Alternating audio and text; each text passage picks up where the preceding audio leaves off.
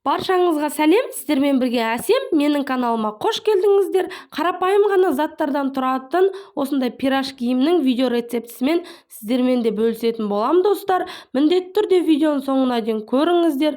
Артық затты қажет етпейтін, бір жасағаннан тез желініп кететін жұмсақ, әдемі пирожкидің видео рецептісі. Міндетті түрде видеоның соңына дейін көріңіздер. Өте жұмсақ, дәмді болып шығады. Ең алдымен осындай жылы суымызға тез әсер беретін мен дрож қолдандым. Сіздер қарапайым әшейін дрожды да қолдана берсеңіздер болады.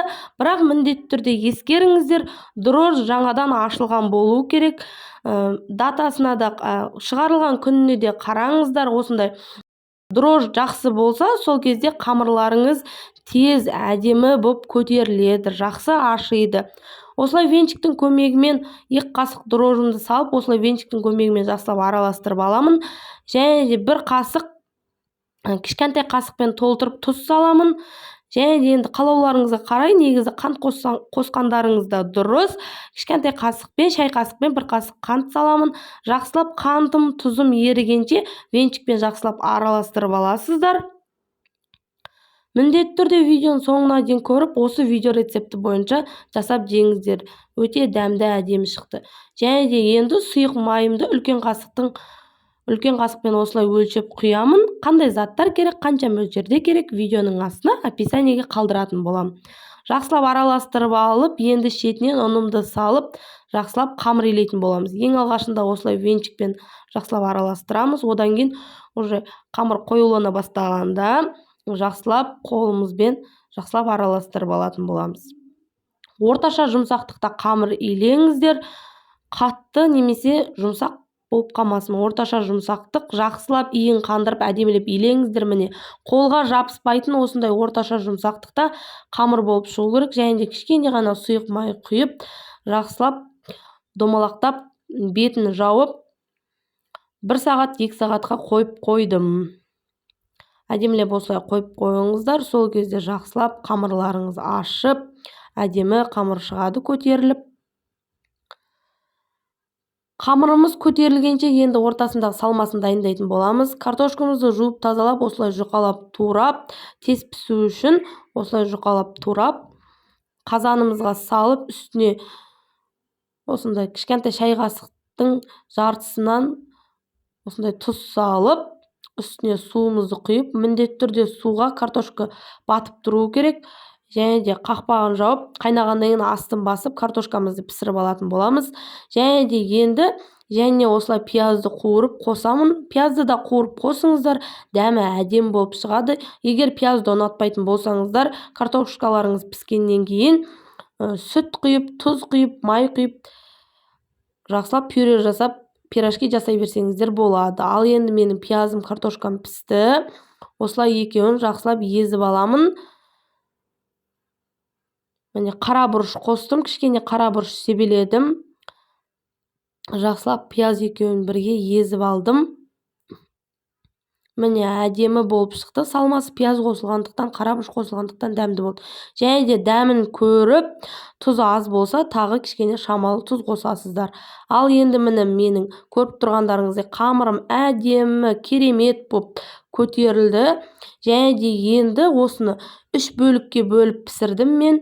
Осы қамырды 3-ке бөліп, 3-тен 1 бөлігін алып, осылай видеода көріп тұрғандарыңыздай домалақтап, көз мөлшермен жасадым мен. Весы қолданбадым, көз мөлшермен осылай домалақтап, ұнды көп қолданбайсыздар, кішкенеден қолданып отырасыздар. Осылай домалақтап алып, әдемілеп, видеода көріп тұрғандарыңыздай жақсылап пирож киімді түйіп алдым. Осы ашытқан қамырымды 3-ке бөліп пісірдім. Себебі барлығын түйіп, дастарханға қойып қойсаңыздар, асты жабысып, ортасы тесіліп, картошкалар шығып кетеді. Сондықтан 3 бөлікке бөліп пісірсеңіздер, өздеріңізге ыңғайлы, әдемі болып піседі. Міне, 3-тен 1 бөлігін қамырды алып, осылай бөліктерге бөліп, видеода көріп тұрғандарыңыздай, осылай әдемілеп түйіп алатын боламыз. Міне, видеоны мұқият қараңыздар. Міне, әдемілеп осылай түйіп аламыз. Және де астына ұн сеуіп, осылай ыдысымызға жинап алатын боламыз. Бірінші түйіп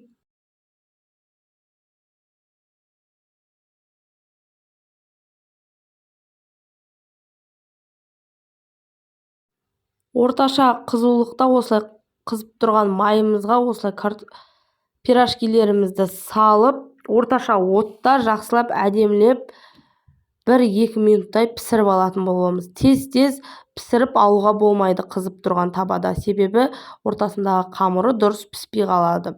Орташа қызулықта болу керек. Осылай 1-2 минут екі бетін жақсылап аударып отырып, әдемілеп пирожкимізді пісіріп алатын боламыз.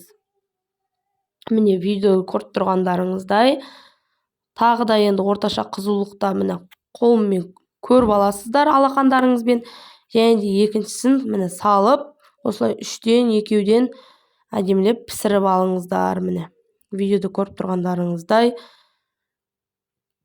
тез-тез пісіріп алуға болмайды. Міне екі бетін аударып отырып, осылай әдемілеп пісіріп алып, сүзіп, осылай жақсылап майынан ажыратып, сүзіп алатын боламыз. Тарелкамызға салфетка төсеп, соның үстіне пирожкимізді қоятын боламыз. Сол кезде қалған майын өзіне сіңіріп алатын болады бойына. Және де міне орташа қызулықты тағы 3 қайтара сіздерге көрсеттім. 1-2 минут осылай әдемілеп пісіріп алатын боламыз. Екі бетін осылай жақсылап әдемілеп пісіріп алыңыздар. Міндетті түрде жасап жеңіздер. Жұмсақ, әдемі, қарапайым ғана заттардан тұратын осындай жұмсақ 20-22 штук шықты менде пирожки. Міндетті түрде осы видео рецепті бойынша жасап жеңіздер. Видео ұнаса, поделиться батырмасын басып, WhatsApp желісінде жақындарыңызбен бөлісіңіздер. Комментарийге өз пікірлеріңізді қалдырсаңыздар болады. Пирожки ұнаса, лайк басып қойыңыздар.